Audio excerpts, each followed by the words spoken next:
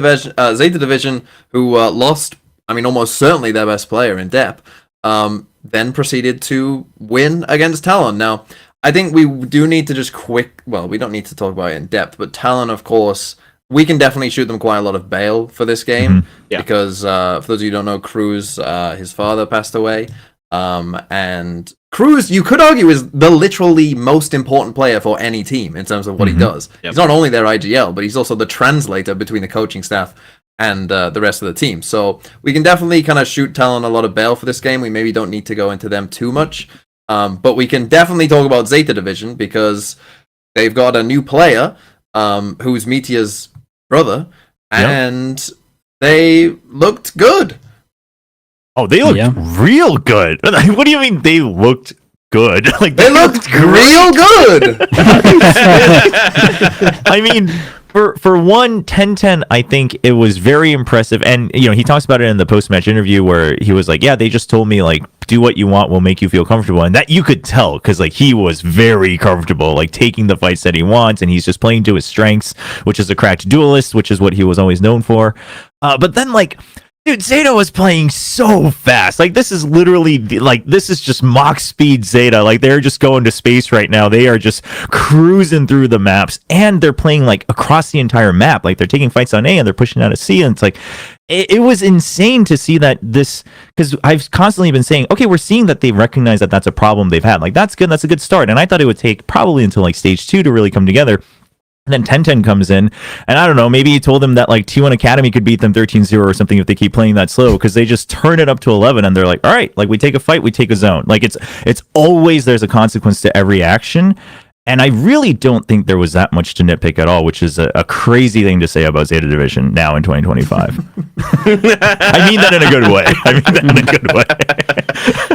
No, I mean... I've had a lot of faith in this team. Obviously, I keep predicting them, much to my prediction, win rates chagrin. But I mean, look, I was all on board in this team. I was superstitious today. I was like, all right, I'm gonna go all out. So I wore my ZETA Division socks today. I thought you were like, I wore my ZETA Division socks. For free? Like, yeah, for free. You get these for free. Look, you can put these on the Platchat OnlyFans. All right, I got fucking aim with pride on there.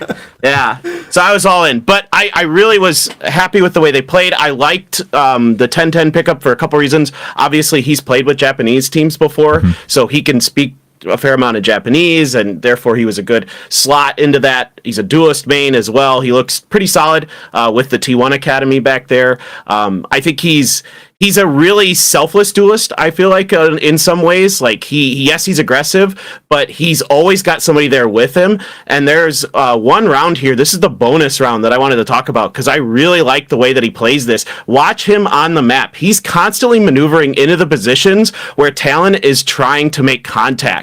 So he goes over towards A, he's over at C, like he's all over the map, and there's even a drone set up for him where Clues throws a drone out that he plays off of to get a first kill, and then he swings over towards A and finds a great moment to find a huge couple kills, and that really opens up the map for him and ZETA, who also played really, really well today, especially on Lotus. So I like the way that he's reacting to what's going on the map, and he's being really communicative with the rest of the team. Like, we didn't get to see it at the beginning of this clip, but like he worked with Clues on stuff. I think Clues is doing a great job with this squad. He's finally kind of coming into his own, and this looked like a rejuvenated ZETA. It really looks like XQQ coming back as the head coach has gotten them to kind of believe and buy into stuff again. They're changing their pace. They've got great macro ideas individually. The talent is finally starting to show through. Like, I really thought with ZETA coming onto this team, they'd have a lot of firepower still, even with Laz leaving. And now we're seeing that process finally starting to come to fruition. I should just mention as well, sorry, Sliggy, that Dep is out with a shoulder injury, and I'm pretty sure it's like an unknown return date, right? Like they said they predict like 2 weeks recovery, but obviously we'll see. He now is starting to get treatment, so we'll see.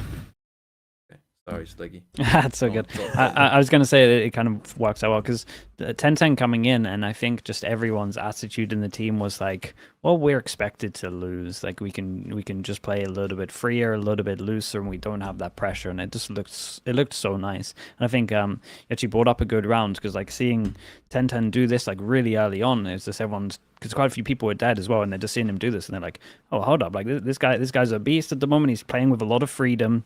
He's pretty much doing what he wants. I think that he actually had, like, he did have a couple of rounds where he was over peaking, but it was always like he knows the enemy's there and then he's over peaking. He was never over peaking when he had like information or map control. So he wasn't like throwing the rounds by going for a play. He was just like going for other shots. Like he just backed his aim a lot of the time, which did honestly probably win them more than it lost them as well. And I think when you have players like that, again, you feel so confident. It really does spread.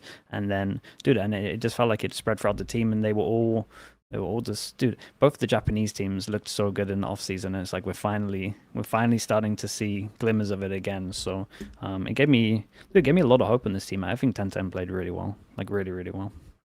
Yeah. And, I also I also want to give a shout out to Sugar Zero, man. Sugar Zero came back to Sugar Hero form, especially on Split. And I was joking that like Deb's probably watching at home, like being angry, like you couldn't play like this like 2 weeks ago. Like what's going on, man? But dude, Sugar Zero was holding it down on Split. He had so many multi kills and just really good timings where the team could just trust him and therefore focus on the other plays they were doing on other parts of the map.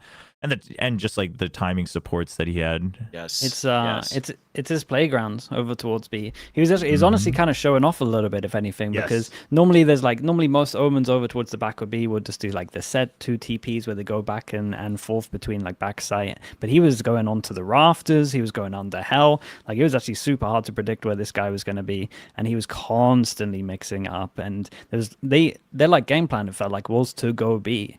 And trust me, I've done this one before at a LAN, and I guarantee you he will lock down B. So you have to, sometimes when he's like this, you just have to have a different game plan, because he does just get like 2-3 kills, dodges ults, does the most perfect U-turn, and you just get fucked.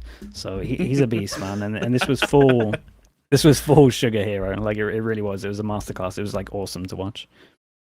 Yeah. Which is perfectly timed, really, for ZETA, because you know that they've kind of just woken up in time to maybe make the playoffs. And speaking of maybe making the playoffs, one of the sometimes members of this very show put a little wager on that Seth King after Kilios casts. Where's the money coming from for this? I saw this. Where's the money coming from? ZETA makes it to playoffs. I will personally pay for ZETA Guy's flight to Seoul so we can watch the match. Now, ZETA Guy, if I'm not mistaken, is the guy on like the ZETA watch parties that just goes crazy. He's like, incredible. He's an amazing fan. Funny is that like my theory is that he's a paid actor, because when he shows up on certain weeks, imagine if he's a paid actor and Seth is paying for him instead of to show up to Seoul. ZETA's like, free win. Don't mind if I do. Dude, he is great though. He's always on the replays. But we had like, I think maybe 1 week or like 2 weeks where he came and he was like super early, man. He got like the front seat. He was like front and center. And then he has been there every week. He's just been at the back somewhere. He turned up late. He's got one of the back seats. You just see him going crazy at the back. I love it. No, he's awesome, man. He's such a hype man. If they get him there, they should definitely kind of do some kind of interview with him, because dude, he's so funny. He's so passionate. Like I look forward to the round wins just to see his reaction. I really do. He's so good. So I mean, they've got a decent. Who do they play? They play Chobra's. I mean, it's unfortunate. You know, it's unfortunate for them. Chobra, you gonna be streaming this one, or are you not gonna be streaming? You're gonna be streaming. No, listen about this, right? What do you mean about be like this? Simon and get caught up in your own little echo chamber trying to spread fake news. All right. Wait. I will be streaming it. Shim and Chobra is supporting them. We're good to go. ZETA's good. We got this. And you know what? Just so there's more fuel for all of you guys, just like their match against T1, I've applied to stream it at the venue. All right, I'm going all in. I'm doubling down on this. God, we're missing out. Seth needs to pay for ZETA Guy to get there for this game. Imagine you next to ZETA Guy. Oh my God, watching ZETA Nongshim, that would be all-time content. Sick. But here's the craziest thing with the way that this shakes out now. I'm pretty sure this is what we were told, is that if T1 beats Talon, no matter what happens in that Nongshim ZETA game, ZETA goes to the playoffs. Yeah, that is correct. Yeah, Yep. yeah, that should be correct. Yeah, because they beat Talon. Yep. If So, T1 beats Talon, If T1 beats Yep. Talon. yeah, because then someone has to win Nongshim ZETA. Like someone has Right. to win. So And then obviously 2 and there's a- 3, and there's they a have the head-to-head. Yeah, oh, because it's a Head to yeah, head. because then it'd be straight head. because ZETA goes through no matter what. Yeah. Because they If, beat it. yeah, Yeah.